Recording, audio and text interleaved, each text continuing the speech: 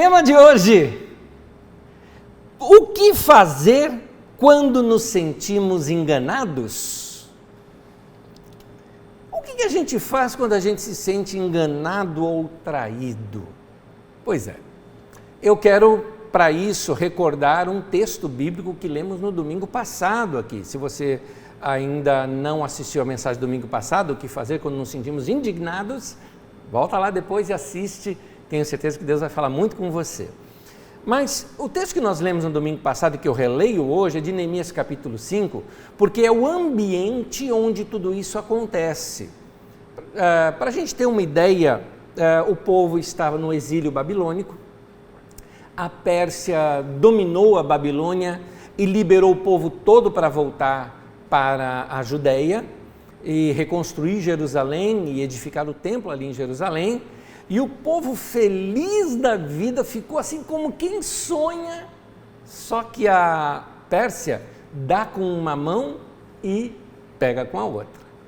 E aí, economicamente, foi uma situação terrível para uma boa parte do povo, ao ponto do povo não ter o que comer, ter que vender os filhos para serem escravos, para ter o que comer. Na verdade, colocando os filhos como escravos, eles estavam garantindo que os filhos seriam alimentados. Era por isso.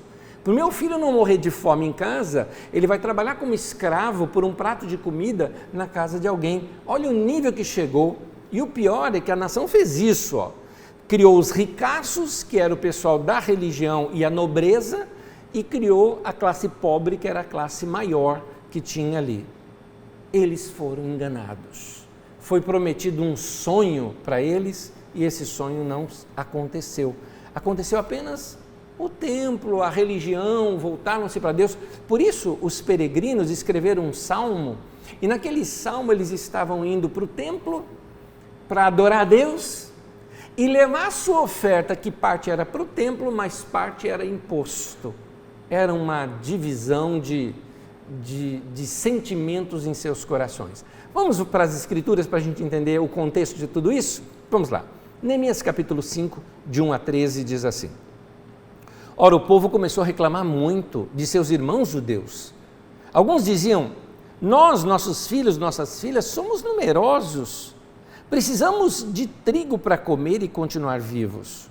Outros diziam: tivemos que penhorar nossas terras, nossas vinhas e nossas casas para conseguir trigo para matar a fome. Ainda havia outros que diziam: tivemos que tomar dinheiro emprestado para pagar o imposto cobrado sobre nossas terras e nossas vinhas. Apesar de sermos do mesmo sangue dos nossos compatriotas e de nossos filhos serem tão bons quanto os deles, ainda assim temos que sujeitar os nossos filhos e as nossas filhas à escravidão. E, de fato, algumas das nossas filhas já foram entregues como escravas e não podemos fazer nada, pois nossas terras e as nossas vinhas pertencem a outros. Quando eu, Neemias, ouvi a reclamação e essas acusações, fiquei furioso e fiz avaliação de tudo. E então repreendi os nobres e os oficiais, dizendo: vocês estão cobrando juros dos seus compatriotas. Pois é, esse é o texto bíblico até dramático, mostrando a situação caótica que aquele povo se encontrava. Por quê? Porque o Império Persa tinha um programa econômico imperial e ele forçou a monocultura numa região, ou seja, ali na Judéia só poderia cultivar o vinho e o azeite. E aí, sendo dessa maneira, você pode notar que no texto fala isso, eles tinham que comprar trigo, comprar o quê? De outro povoado. Eles tinham que comprar o trigo para poder ter comida, para poder fazer pão, para poder sobreviver. É claro que sempre tem aquele povo da resistência, né? O povo da resistência é o que vai escrever o Salmo 126, porque nota que eles continuaram plantando trigo contrário às orientações do Império para poder sobreviver. Então, esse momento de passagem de uma cultura de subsistência para uma monocultura gerou uma crise econômica enorme ali.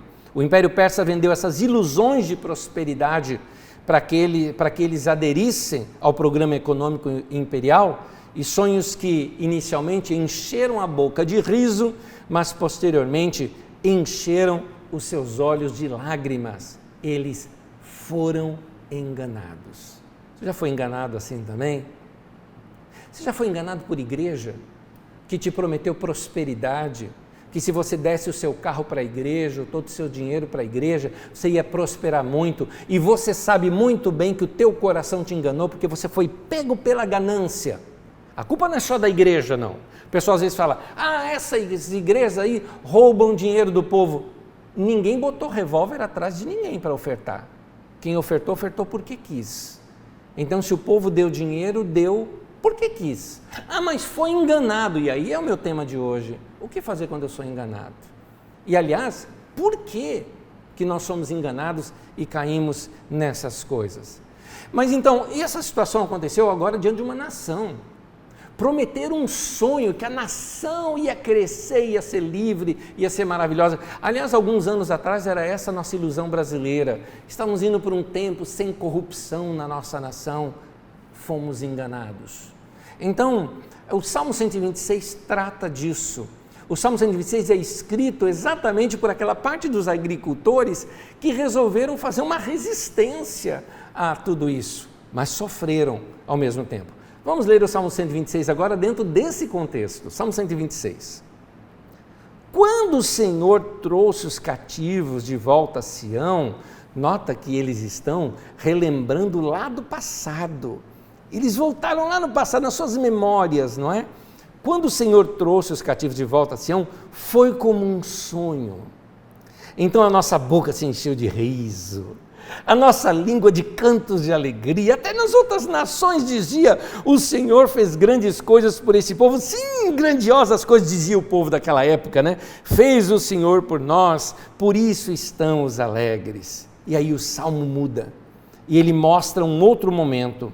Senhor, restaura-nos. Ou seja, faz a gente voltar a experimentar aquilo. Assim como enches o leito dos ribeiros no deserto. Há um momento em Israel em que os ribeiros simplesmente começam a encher ali no deserto. É muito lindo no Negueb, ali ao sul. A terra seca começa a brotar água ali, é muito lindo isso. Continuando. Aqueles que semeiam com lágrimas, com cantos de alegria colherão. Essa era a esperança deles. Aquele que sai chorando enquanto lança semente, voltará com cantos de alegria, trazendo seus feixes. Esse salmo dá para notar que ele é originário de agricultores que viviam a cultura do cereal, porque ele fala de sementes, fala de feixes, não está falando de parreiras e oliveiras, né? Então, foram aqueles que resolveram fazer uma resistência a esse projeto imperial. Eles não se inseriram nessa ordem econômica e por isso não receberam incentivos do poder, mas eles conseguiram extrair da terra ali a sua sobrevivência. Eles estavam ignorados, sofriam com os impostos, sofriam com a falta de alimento, sofriam com a falta de dinheiro, mas como a gente busca nesse momento esperança de algum canto, eles buscavam esperança dizendo aquilo que o Salmo 126, versículo 5 fala: aqueles que semeiam com lágrimas, com cantos de alegria, colherão. Interessante notar, voltando lá ao texto de Neemias, lembra que é o contexto de tudo isso? Lá no texto de Neemias, quem escreve esse texto é porque a ocasião já passou, correto? O cara que está escrevendo está contando uma história que já se passou. O escritor, então, ele está no futuro, mas parece que não está muito distante daquele momento ali de Neemias.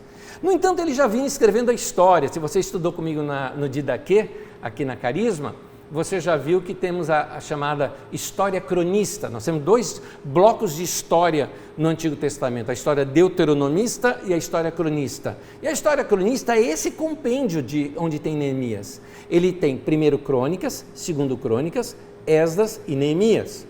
Então, naquele período final ali de Neemias, é quando a pessoa começa, esse historiador, no caso, com um coração de profeta, né, de historiador, trazendo a história para o povo refletir sobre os seus valores, buscando no passado alguma coisa que traga alegria, igual nós lemos também no Salmo 126.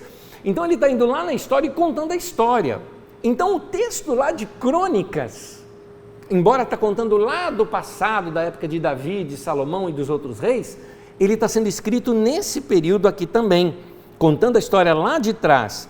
Então ele vai lá, eu vou citar um texto, em que ele volta lá na inauguração do templo de Salomão, e ele cita algo que Deus disse lá, mas que era agora importante para esse momento em que eles estavam vivendo. E esse é um texto que eu quero resgatar aqui, porque aquele povo resgatou para aquele momento. Eu quero resgatar para o nosso momento aqui agora. 2 Crônicas, capítulo 7, versículo 13 e 14, diz assim: se eu fechar o céu para que não chova, ou mandar que os gafanhotos devorem o país, ou sobre o meu povo enviar uma praga, se o meu povo, que se chama pelo meu nome, se humilhar e orar e me buscar, e se converter dos seus maus caminhos, então eu ouvirei dos céus, perdoarei os seus pecados e sararei a sua terra.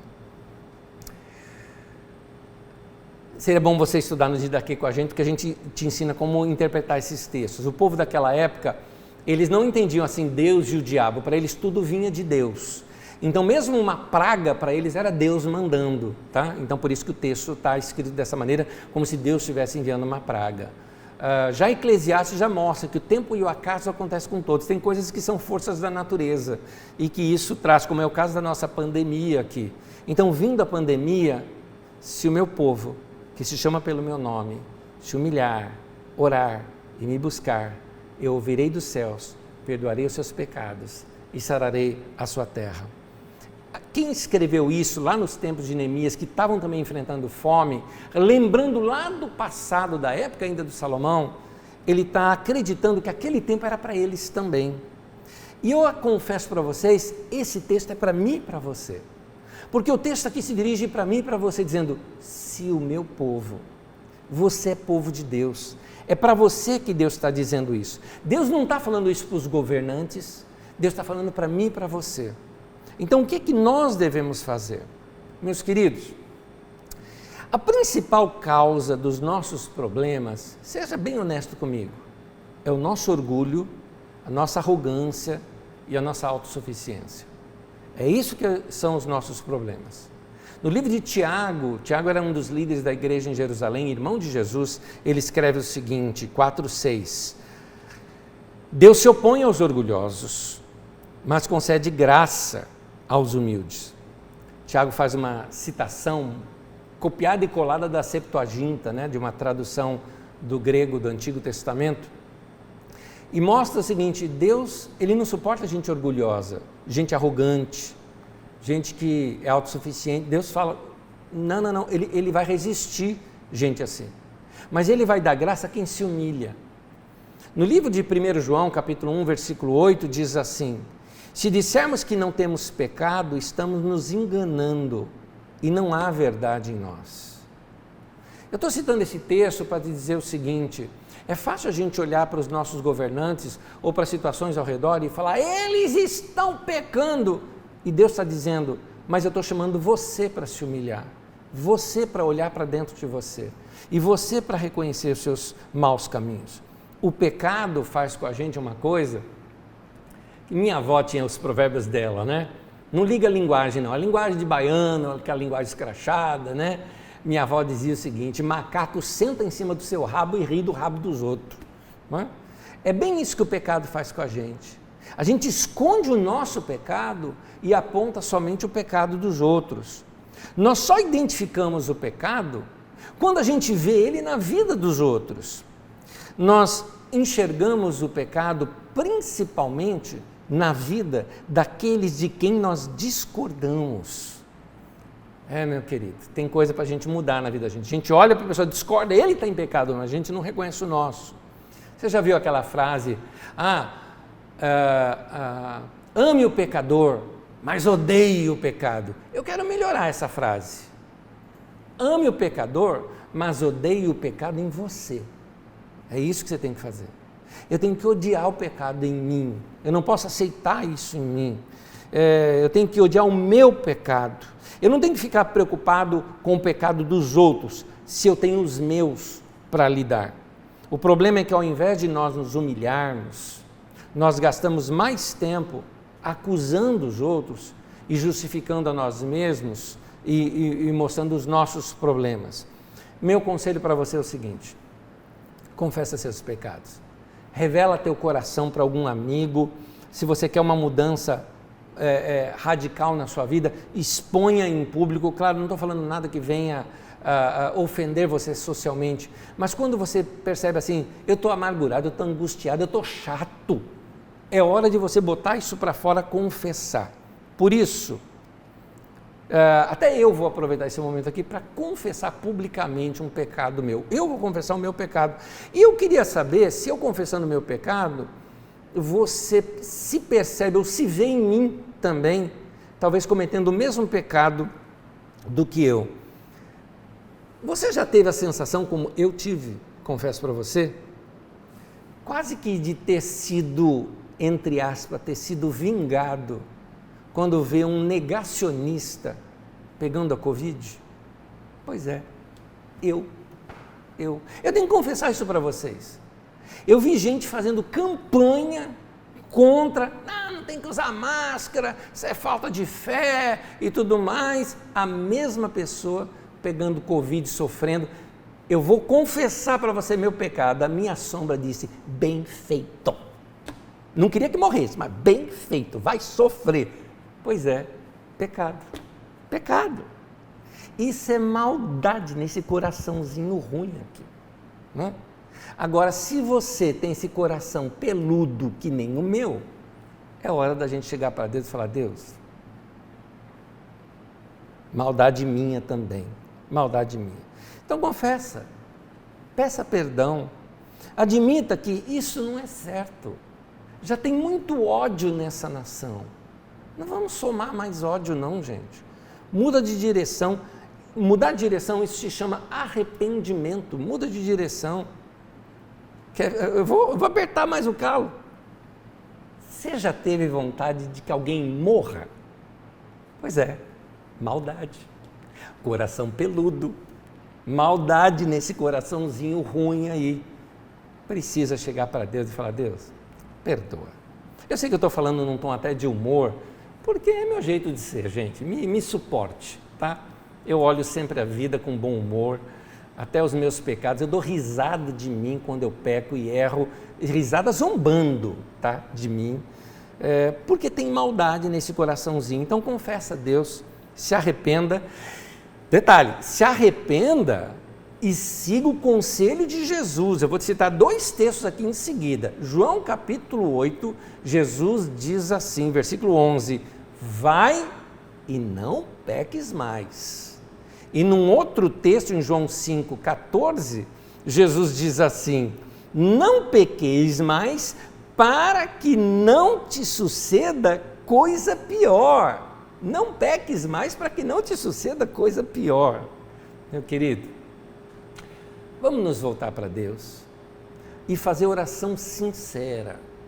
Oração sincera, a palavra sincera vem de sem cera. Cera era do que era feito as máscaras que os artistas antigos usavam no teatro antigo. E naquele do teatro grego tinha ali as máscaras que representavam alguém que você não era.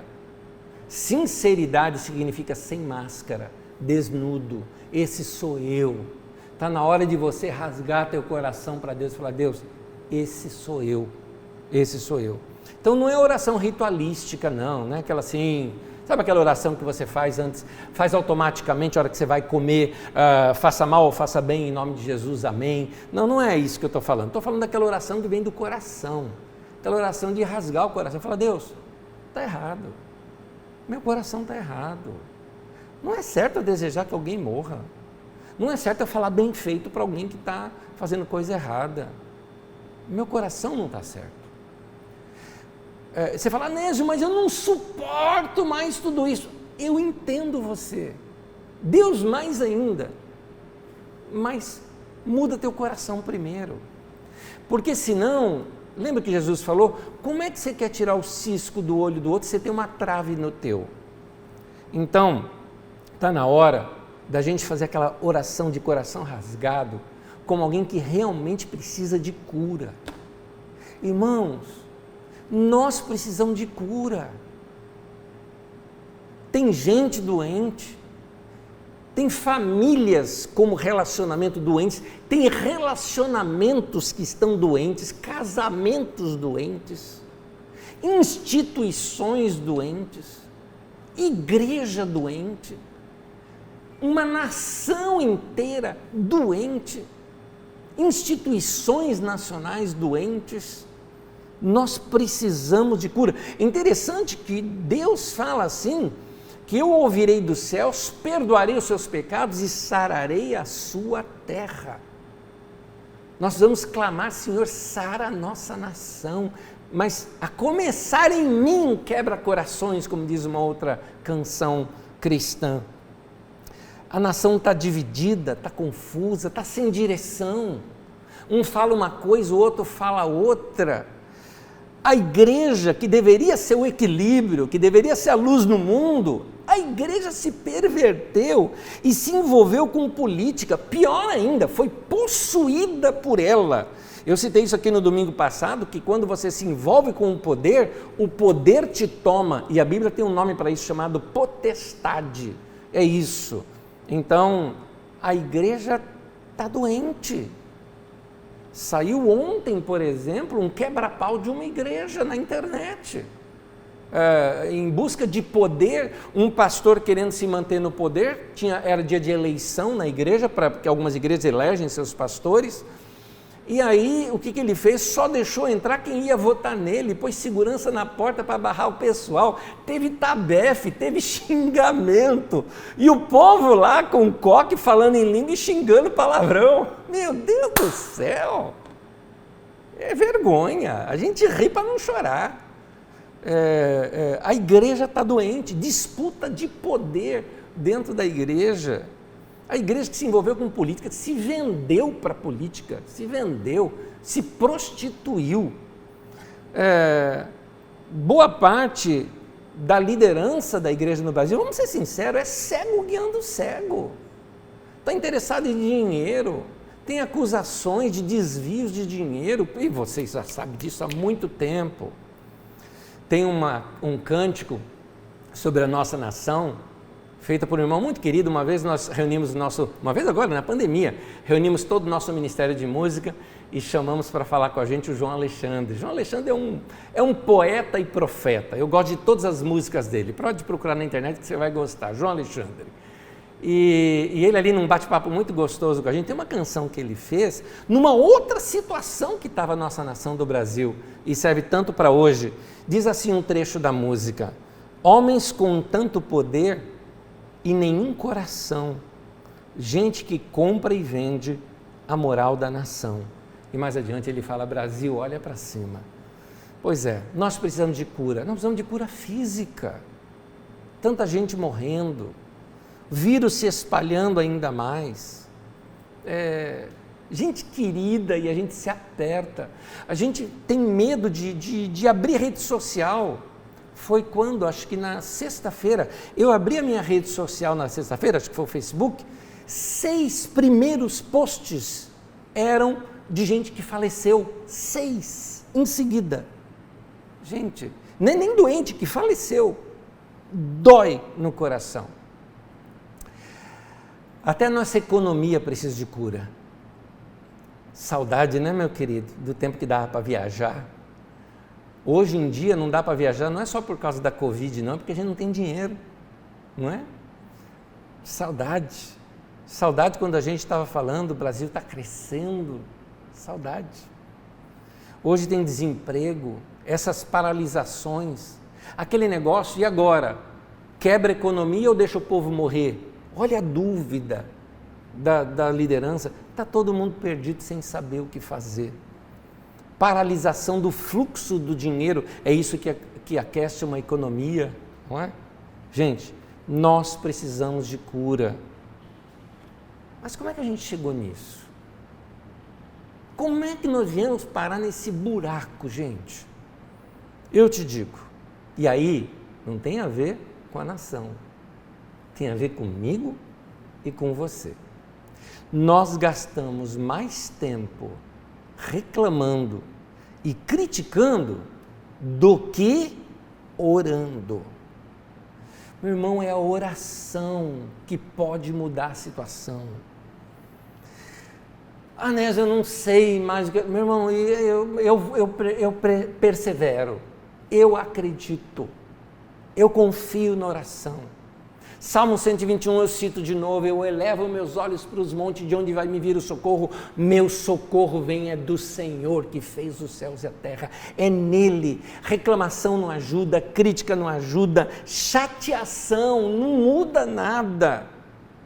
Texto de Oséias, profeta Oséias, capítulo 7, versículo 14, diz assim: não clamam a mim de coração, mas ficam se lamentando em suas camas. É isso que a gente faz. Alguns de nós não é na cama, é no sofá. A gente senta no sofá, vê os noticiários e fica... outro noticiário e de novo... né? E fica reclamando de tudo. Quando a gente lê alguma coisa em rede social, quando a gente vê alguma notícia, a gente lamenta, reclama. Veja bem, eu considero natural esse ato. É natural, nós somos humanos. Não estou tirando nossa humanidade. Tem hora que a gente não aguenta, tem hora que a gente fala, não aguento mais, isso está me deprimindo. Tem hora que você fala, eu quero fazer alguma coisa. Né? Tem hora que dá vontade de chegar para a nossa liderança e falar, sai daí, deixa eu tomar o teu lugar que eu sei fazer melhor do que você. Tem hora que dá vontade de fazer isso. Mas o texto está alertando, não é para isso. O texto não está criticando quem lamenta, o texto está criticando que você não ora. É Deus falando, tá, eu entendo que você está lamentando, mas fala comigo, fala comigo. É isso que Deus está falando. Ele está dizendo, eles não clamam a mim. Meu irmão, o problema não está em você se lamentar. O problema está em você não orar. É aí que está o problema. Eu tenho certeza que você já gastou mais tempo, nessa semana eu estou falando, nessa semana, você gastou mais tempo nas redes sociais do que em oração. Foi ou não foi? Eu também. Eu peço perdão para Deus, já pedi e me acertei com Ele já. Dei uma diminuída, não estou falando só de rede social, estou falando de noticiário e tudo mais. Eu não fico muito em redes sociais, mas eu fico muito em notícias e tudo mais. E lamento, já me arrependi, confessei meu pecado, estou chamando você para se unir comigo e falar, Deus, está certo o que Ele está falando, está certo. A gente tem aquela coceira, né? Que mais que aconteceu, que mais que aconteceu? Calma, não é hora para isso agora. A gente precisa, sabe, dar um alívio no coração. Eu conversava com meus queridos aqui que dão suporte aqui para mim, a gente usava até a expressão agora, desopilar o fígado. Foi até legal, um querido nosso que o Tom me perguntou, o que você faz para desopilar o fígado, né? É verdade, tem hora assim que você está com aquele amargor na boca, que você está chato, você não aguenta mais. Meu irmão, você precisa puxar o pininho da panela de pressão. Tem coisas físicas que a gente pode fazer, a gente pode correr, andar, ver natureza, quando dá, né? Quando dá. Agora com o lockdown é mais difícil. Mas dá para olhar o céu pelo menos, né? Então, da janela. Mas quando a gente precisa fazer algumas coisas como ouvir uma boa música, ouvir pregação, mensagem. Não é errado usar o computador ou o celular, mas vai ver coisa boa, coisa saudável, né?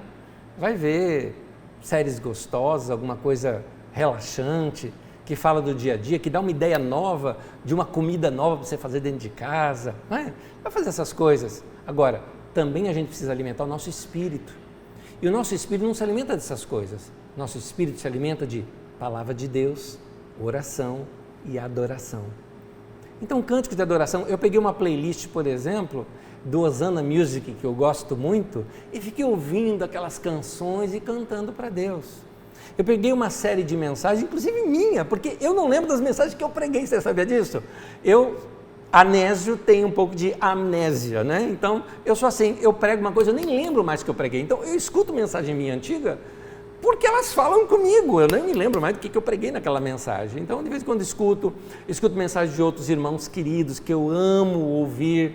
Essa semana eu ouvi Ed René, eu ouvi Rick Warren, eu ouvi Joel Osteen, Eu estou tentando lembrar outros aqui que também escutei nessa semana, mas assim, o que eu quero te mostrar é que eu escutei o Rui Luiz também, da nossa comunidade, a mensagem no nosso YouTube, e assim, eu quero aquecer meu coração com coisa boa. Eu preciso ler as Escrituras. Eu estou lendo muitos textos de Salmos, estou reestudando textos históricos, eu li livros que me corroboram na teologia e no coração para Deus. Já te recomendei livros de leitura. Vai aquecer teu coração, meu irmão. Então, vamos orar. Orar pode mudar algo. O resto é desnecessário. É a oração que vai mudar. Jesus falou uma vez com seus discípulos em Lucas capítulo 18, ele diz assim, aliás o narrador fala isso, né, o Lucas, ele fala, então Jesus contou aos seus discípulos uma parábola, para lhes mostrar, né, para mostrar-lhes que eles deviam orar sempre e nunca desanimar. Olha o que o texto está dizendo, meu irmão, ou você ora ou você desanima, o texto está mostrando isso. Na versão de Almeida diz esmorecer, para você orar sempre e nunca esmorecer. Esmorecer fica sem ânimo, sem força. Esmoreceu afrouxou, sabe assim, caiu o ombro, você não aguenta mais. Enfraqueceu, perdeu o ímpeto da resistência, é o que o texto grego está dizendo. O texto grego pode ser traduzido como estar esgotado, estar exausto. A palavra desanimar é perder a alma. Vamos juntar tudo isso? Jesus está dizendo, ou você ora, ou você desanima, fica sem ânimo, sem força, afrouxa, enfraquece, perde o ímpeto da resistência, fica esgotado, exausto, perde a alma, ou como diz aí, ou você ora, ou você vai ficar esgotado, exausto e desanimado. Então, ou você ora ou você se desanima. Então é melhor orar. Se você orasse o mesmo tanto que você fica preocupado, você não ia precisar ficar preocupado, não é verdade? Porque preocupado é isso, é pré-ocupado, você está se ocupando com uma coisa que não aconteceu. Mas se você orar, aquilo alivia. Então faça uma lista de oração, um alvo de oração, coloca coisas específicas para Deus na sua vida, coloca assim, específico. Eu vou orar sobre isso na minha vida. Se você puder, escreva. Se você é do tipo que gosta de fazer lista mesmo, faz escrito isso. Eu quero isso na minha vida nesse ano. Minha família, eu quero isso na minha família nesse ano. Para minha igreja, por favor, ora pela gente. Ora pela gente como um todo, como igreja. Para minha igreja, eu quero isso nesse ano. Para minha cidade, para minha nação, eu quero isso. Então, é o que você pode fazer no momento. Não tem outra coisa para fazer. Nesse momento a gente só pode orar. É só depois da oração que você vai poder saber o que mais você pode fazer. Mas como assim? Só orar e ficar parado? Eu não disse isso. Eu disse para você orar. Depois de orar, o que vai acontecer? Você vai ter paz. E quando você tiver a paz, a Bíblia diz, busca a paz e siga. Ou seja, o caminho da paz é o caminho que Deus vai te dirigir sobre o que você tem que fazer. Só que você está tentando bolar o que fazer sem a orientação de Deus. E a orientação de Deus vem com o tempo de oração. Você precisa orar, meu irmão. Não seja ingênuo, meu querido. O mundo está ruim. O mundo está cheio de gente ruim. O que eu estou falando, não estou inventando não, hein? O mundo está cheio de bicho ruim. Tem gente má no mundo. E às vezes é a gente que está assim. Estamos infectados com a mesma maldade dos outros. E eu não estou inventando, está escrito na Bíblia, na última carta que Paulo, apóstolo, escreveu, 2 Timóteo, capítulo 3, versículo 1 e 2, olha como é que diz aqui, estou lendo pela Bíblia a mensagem, diz assim, não seja ingênuo, tempos difíceis vêm por aí. À medida que o fim se aproxima, os homens vão se tornando egocêntricos, ego enorme, né? Loucos por dinheiro, gananciosos, fanfarrões, arrogantes, profanos, sem respeito para com os pais. Meu, que texto mais atual, não? Cruéis, grosseiros. Olha isso, grosseiro. Naquele tempo Paulo já estava dizendo isso. Interesseiros sem escrúpulos, irredutíveis, todo mundo tem razão, né? Nunca cede na sua razão. Caluniadores, ou seja, fake news, fala mal dos outros. Sem autocontrole, selvagens, cínicos, traiçoeiros, impiedosos, esse aqui representa bem, vazios, viciados em sexo e alérgicos a Deus. Eles vão fazer da religião um espetáculo, mas nos bastidores se comportam como animais. Gente, olha, ele está falando de culto da igreja. Vão fazer do culto um espetáculo. Você fala que culto lindo e maravilhoso, mas nos bastidores se comportam como animais. E Paulo então conclui: fique longe deles. Eu até cheguei a me perguntar por que o texto fala apartai-vos deles ou fique longe deles, para você não pegar a doença da alma, a doença do coração, senão você vai ficar igual. Diga-me com quem andas, não é? Que eu vou te dizer com quem andas, que eu vou dizer o que você vai se tornar. A Bíblia fala isso, as más companhias corrompem os bons costumes, a Bíblia diz isso. Então, fique longe deles. Gente, é incrível como isso descreve o Brasil, não? Descreve a nossa cultura. E até alguns pontos aqui descreve a gente também. Antes de apontar para os outros, aponta para a gente. Lê esse texto contra você. Vê se não tem alguma coisinha nesse texto que bateu lá dentro de você. Então é tempo de nos arrependermos e de coração a gente se voltar para o Senhor. Mais um texto de Atos, no capítulo 3, versículo 19 e o versículo 20, na tradução de Almeida, diz assim o texto: arrependei-vos, pois, e convertei-vos, ou seja, mude a sua mentalidade e mude a direção do seu caminho, para serem cancelados os vossos pecados, a fim de que da presença do Senhor venham tempos de refrigério. Meu irmão e minha irmã, eu estou pedindo para Deus esse tempo de refrigério. Mas Deus disse que o caminho para o tempo de refrigério é que a gente tem que se arrepender primeiro. A gente tem que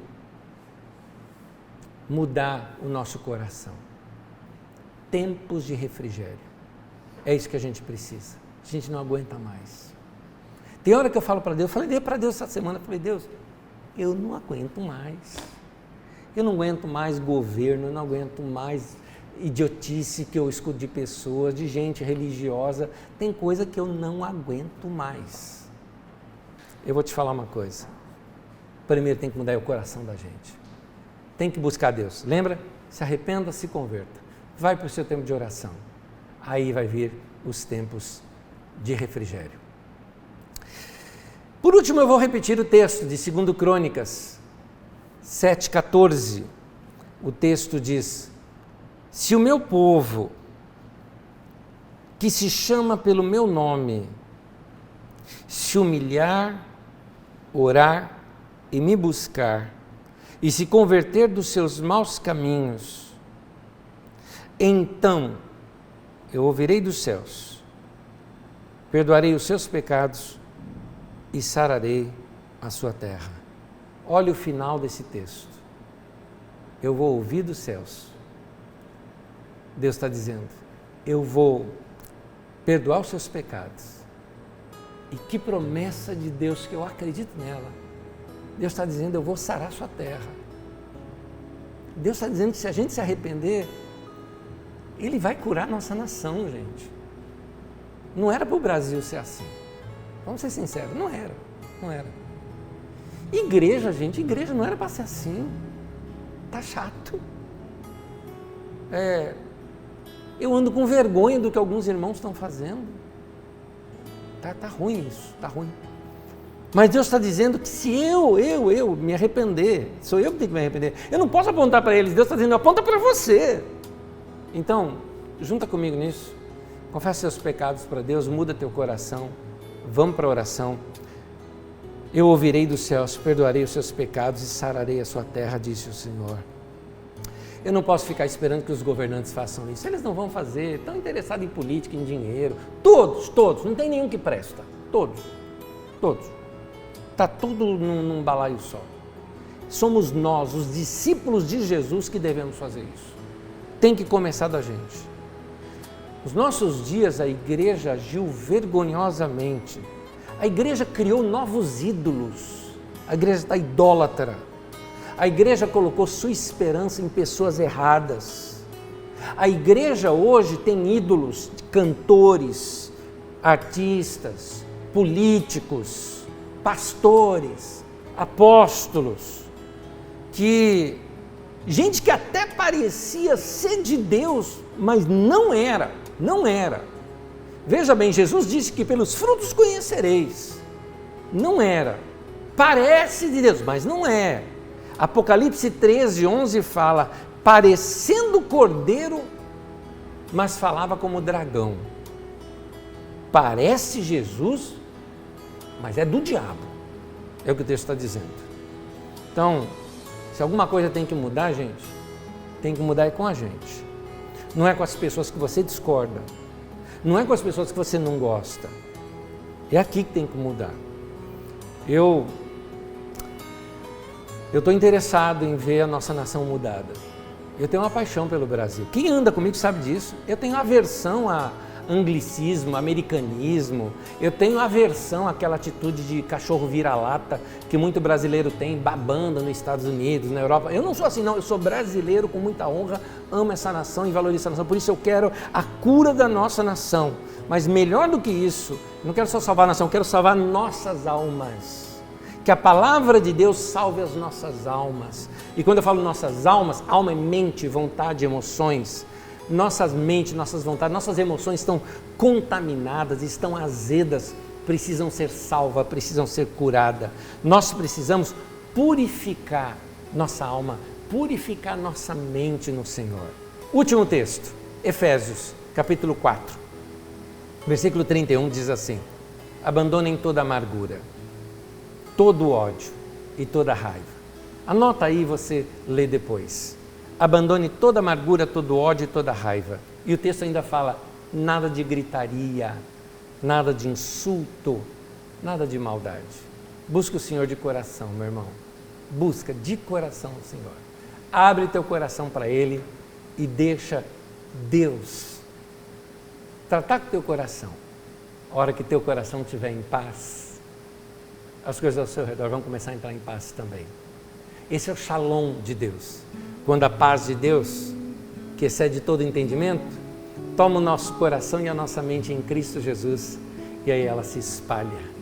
Vamos ser pregadores de paz, pregadores da paz, embaixadores do reino de Deus.